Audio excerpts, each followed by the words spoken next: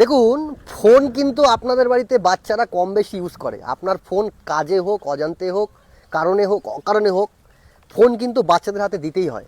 কিন্তু তো আপনার বাচ্চা এই ফোনটা নিয়ে কোনো মিস ইউজ করছে না তো, কোনো উল্টোপাল্টা ওয়েবসাইটে যাচ্ছে না তো?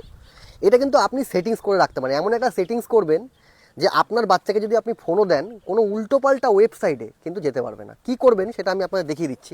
আপনার ফোনের গুগল ক্রোমটা যেতে হবে। গুগল ক্রোমে যাওয়ার পরে কোনায় যে থ্রি ডট আছে এই জায়গাটায় ক্লিক করতে হবে। ক্লিক করার পরে এখানে সেটিং অপশানটা আছে না, এই জায়গাটা ক্লিক করতে হবে। ক্লিক করলে একটু নিচের দিকে যাবে, প্রাইভেসি অ্যান্ড সিকিউরিটি এই যে অপশানটা আছে এই জায়গাটা ক্লিক করতে হবে।